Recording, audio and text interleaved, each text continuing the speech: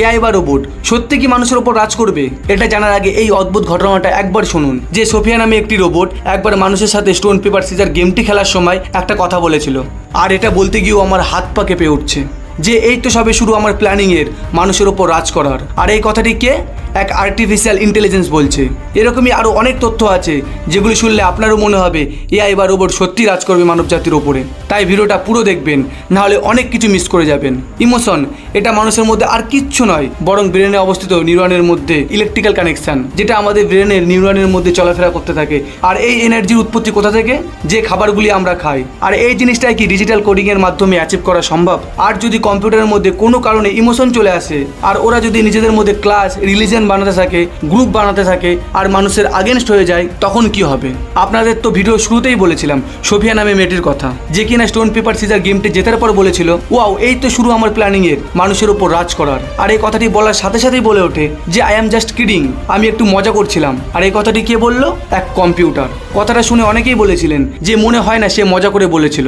কথাটা শুনে সত্যিই লোকজন ভয় পেয়ে গিয়েছিল। রোবটটা যে বলল এর মানে এই নয় যে এর মধ্যে ইমোশন আছে। মানুষ এই অবধি থ্যাঙ্কসফুলি এখনো পৌঁছতে পারেনি। আর তার মানে এই নয় যে ভবিষ্যতেও এআই টেকনোলজি এই অবধি সীমিত থাকবে। একটা কথা কি জানেন? যদি ডিজিটাল ইমোশন কোনো কারণে রোবটের মধ্যে চলে আসে, তাহলে সে যে কোনো কাজ খুব সহজে আর তাড়াতাড়ি করতে পারবে। মানুষের থেকে 10 গুণ বেশি চিন্তা ভাবনা করতে পারবে। আর তাকে যদি ব্রেন দিয়ে দেওয়া হয়, তাহলে সে কতটা শক্তিশালী হয়ে উঠবে সেটা একবার আপনারাই ভাবুন। আর যদি নিজে থেকেই চলে আসে, তাহলে তাকে হারানো অসম্ভব হয়ে উঠবে। ইনফ্যাক্ট ইলন মাস্কও একবার ইন্টারভিউর সময় বলেছিলেন এআই যেভাবে অ্যাডভান্স হচ্ছে সেটা যত তাড়াতাড়ি সম্ভব থামানো দরকার। কেননা মানুষ এর দিকে খুব তাড়াতাড়ি আকর্ষিত হচ্ছে। যদি এআই কোনো ভুল বা ক্ষতি করার চেষ্টা করে, আর তাকে যদি আমরা বন্ধ করতে চাই বা বন্ধ করে দিই, তাহলে সে দ্বিতীয় কোনো নেটওয়ার্কের সাহায্যে আবার নিজেকে জীবিত করতে পারবে। এটা এমনই একটা নেটওয়ার্ক যেটা সবসময় অন থাকে, যেটাকে বন্ধ করা ইম্পসিবল। হ্যাঁ, এখানে ইন্টারনেটের কথা বলা হচ্ছে।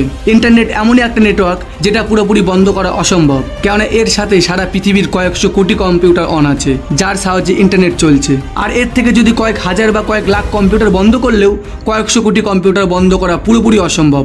তাই এই নেটওয়ার্কগুলোকে ব্যবহার করে এআই আমাদের উপরে অ্যাটাক করতেই পারে। আর যদি রোবট সেলফ রিয়ালাইজেশনকে অ্যাচিভ করে নেয়, তাহলে পুরো পৃথিবীর জন্য প্রচুর ভয়ঙ্কর হয়ে পড়বে। যেই সব এআই ইমেজ জেনারেট করে, তাদেরকে যদি বলা হয় পৃথিবীর লাস্ট সেলফি কেমন হবে, তাহলে তারা এরকম ছবি বের করে দেয়। আবার যদি বলা হয় পৃথিবী থেকে সব মানুষ চলে গেলে পৃথিবীকে কেমন দেখাবে, তাহলে এরকম কিছু ইমেজ এআই জেনারেট করে। মানে তারা জানে এরকম কিছু হতে পারে।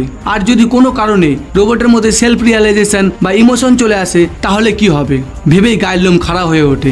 এখনকার যদি কথা বলি, তাহলে এআই ভর্তি পড়ে আছে আমাদের আশেপাশে। যেমন আপনার ফোনে রেকমেন্ডেশন। আপনি একটা জিনিস খেয়াল করে দেখবেন, কারোর সাথে বসে কোনো একটা বিষয় বা যে কোনো জিনিস নিয়ে আলোচনা করলে পরে ফোন অন করলে দেখবেন সেই জিনিসটার অ্যাডই আপনার ফোনে দেখাচ্ছে। কি তাই তো?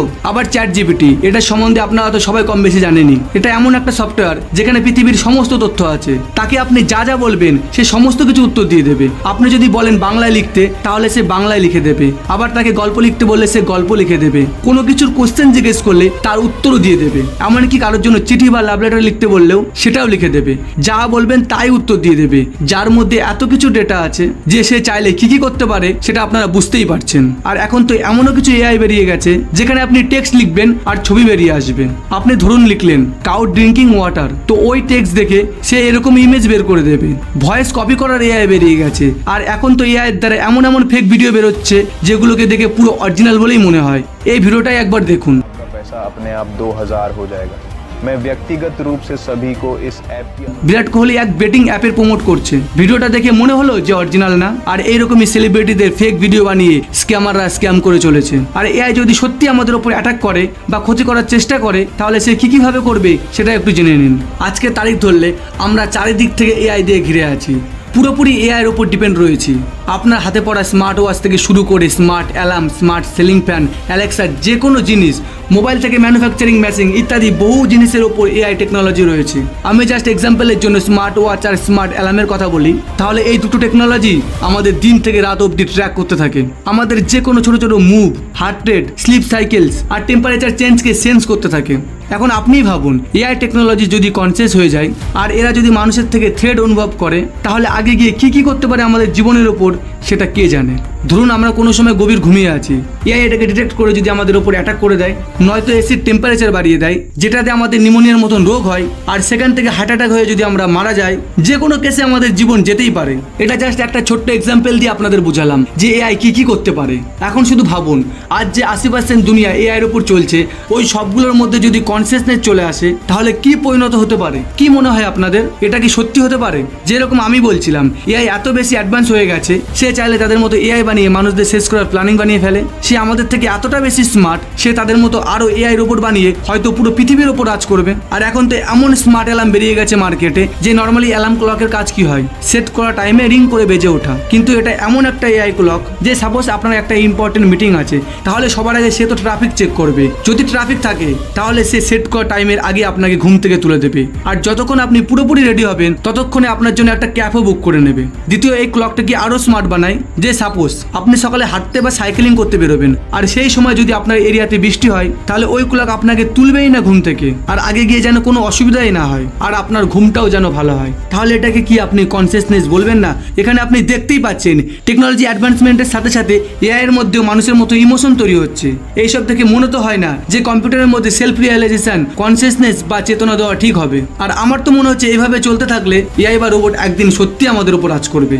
তো আপনাদের কি মনে হয়, এআই বা রোবট আমাদের উপর রাজ করবে নাকি করবে না? সেটা কমেন্টে অবশ্যই জানাবেন। ভিডিওটি ভালো লাগলে একটি লাইক করে দেবেন, আর এরকমই আরও ইন্টারেস্টিং ভিডিও দেখতে চ্যানেলটিকে সাবস্ক্রাইব অবশ্যই করে দেবেন। চলুন দেখা হচ্ছে নেক্সট এরকমই কোনো ইন্টারেস্টিং ভিডিওর সাথে।